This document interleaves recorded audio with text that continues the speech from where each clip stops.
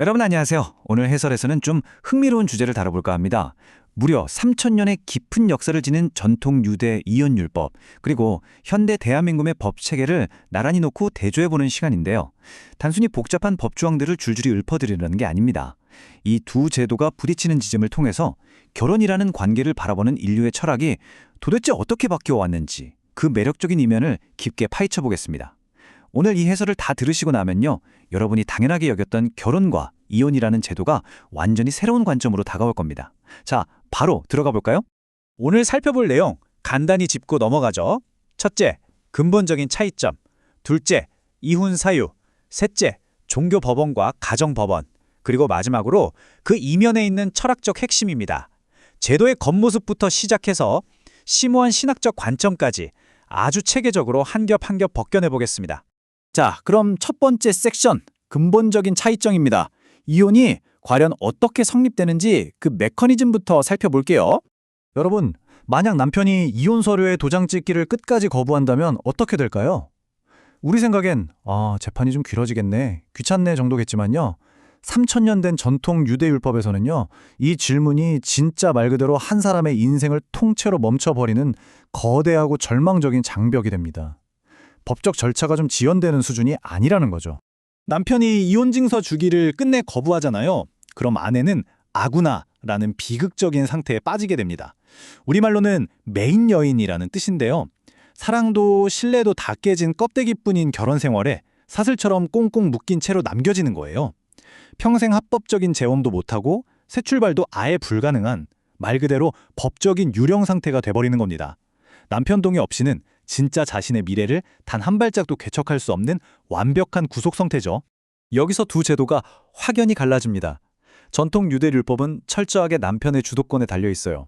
남편이 자발적으로 아내 손에 건네주는 이혼 증서, 이걸 get이라고 부르는데, 이게 없으면 관계를 끝낼 수가 없습니다. 아내가 아무리 원해도 소용없어요. 반면에 현대 한국 민법은 어떨까요? 철저히 양성평등을 기반으로 하죠. 한쪽이 막무가내로 거부해도 법이 정한 합당한 사유만 입증되면 국가기관인 법원이 개입해서 판결로 이혼을 강제할 수 있습니다. 개인이 자발적으로 증서를 줘야 하느냐, 아니면 국가가 개입해 평등하게 권리를 구제해 주느냐, 이 지점에서 두 세계가 완벽히 갈라지는 겁니다. 두 번째 섹션으로 넘어가서 이혼 사유를 보겠습니다. 단순히 서류 절차를 넘어서 도대체 어떤 실질적인 이유가 있어야 각 시스템이 이별을 허락하는지 들여다보는 거죠. 우리나라 민법 제840조를 보면요. 부정행위나 악의적 유기, 부당한 대우 가치에 딱 명시된 6가지의 구체적인 유책 사유가 있습니다. 누가 명백히 잘못했느냐를 따지는 거죠. 물론 요즘은 관계가 사실상 회복 불가능하게 파탄났는지 전반적으로 고려하는 추세도 되게 강하고요. 근데 고대 율법은 잣대 자체가 다릅니다. 신명기 24장 1절에 기록된 수치되는 일을 발경해야 한다는 아주 엄격하고 종교적인 성경적 기준에 뿌리를 두고 있어요. 현대법이 관계의 실질적인 상태에 집중한다면 고대법은 성경에 규정한 도덕적인 결함 그 자체를 보는 셈입니다. 근데 여기서 진짜 재밌는 역설이 하나 발생합니다. 개혁주의 청교도들은 이 수치되는 일을 간음이나 배우자를 버리는 극단적인 신앙적 유기처럼 엄청나게 무거운 죄악으로만 아주 엄격하게 제한을 했거든요. 그런데 놀랍게도 과거 일부 유대학파들은 이 율법을 진짜 교묘하게 써먹었습니다. 이를테면 아내의 요리 솜씨가 마음에 안 든다?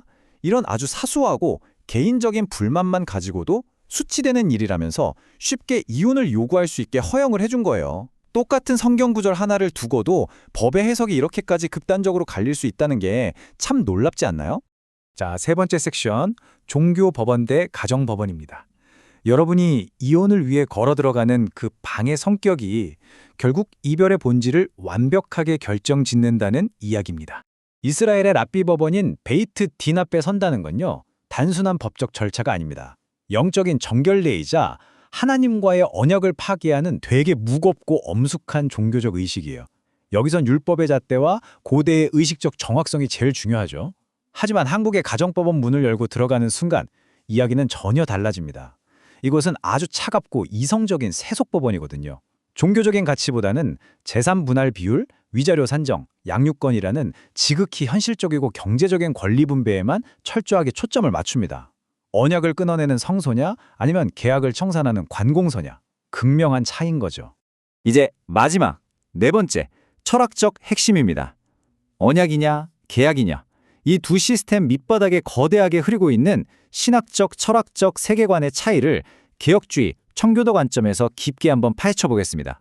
하나님이 짝지어 주신 것을 사람이 나누지 못할지니라 많이 들어보셨죠? 청교도 신학에서 결혼은 그냥 서류에 도장 찍고 언제든 파기할 수 있는 그런 민사계약이 절대 아닙니다. 그건 하나님이 직접 제정하신 신성한 언약이에요. 그러니까 우리 인간이 개인의 편이나 순간적인 감정 때문에 마음대로 찢어버릴 고유한 권한이 없다는 아주 엄중한 시각을 보여주는 겁니다. 이 관점에서는 이혼이 단순한 인간관계의 정리가 아니라 신성한 질서 자체가 깨지는 걸 의미하게 되는 거죠.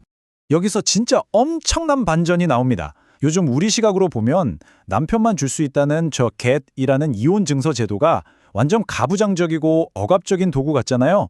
근데 사실 이거 취약한 여성을 보호하려고 아주 정교하게 설계된 방패였다는 사실 아셨나요? 분노한 남편이 홧김에 충동적으로 아내를 길거리에 쉽게 내쫓지 못하도록 일부러 그 이혼 절차를 길고 까다롭게 만든 거예요. 그러니까 약자인 아내한테 일방적으로 불리해 보였던 제도가 오히려 남편의 변덕으로부터 아내를 지켜주는 브레이크 역할을 한 셈이죠. 표면만 봐서는 절대 모를 깊은 통찰입니다. 자, 그럼 현대 한국법은 어떨까요? 현대 제도는 철저하게 개인의 자유와 행복, 그리고 민사 절차의 편의성을 최우선으로 칩니다. 부부가 더 이상 안 행복하면 그냥 합리적이고 신속하게 관계를 정리하게 도와주는 거죠. 실무적으로는 완전 합리적이에요.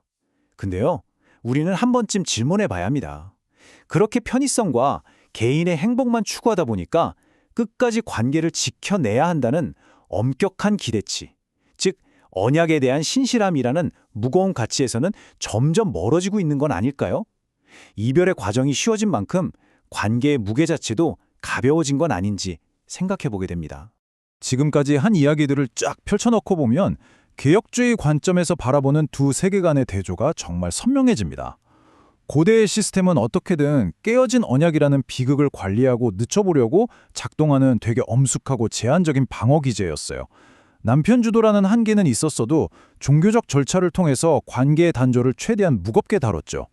반면에 현대의 시스템은 합의된 민사계약을 해소하기 위한 실용적이고 평등한 행정 절차로 작동합니다. 남녀 모두에게 동등한 권리를 보장하지만 관계를 끝내는 걸 매끄러운 법률적 청산과정 하나로 만들어버린 감이 있습니다. 인간관계를 다루는 이 완전히 다른 두 가지 접근 방식을 보면서 우리는 마지막 질문을 마주하게 됩니다. 결혼을 단순히 언제든 해지할 수 있는 민사계약으로만 다루는 것. 이게 어쩌면 서로에 대한 더 깊은 차원의 헌신이나 약자를 지켜주는 보호막을 우리 스스로 희생시키고 있는 건 아닐까요? 효율성 그리고 평등이라는 이름 아래 우리가 진짜 소중한 무언가를 잃어버리고 있는 건 아닌지 묻게 됩니다. 오늘 이 해설이 여러분이 맺고 있는 관계의 본질을 다시 한번 딥하게 돌아보는 계기가 되었기를 바랍니다. 끝까지 함께해 주셔서 감사합니다.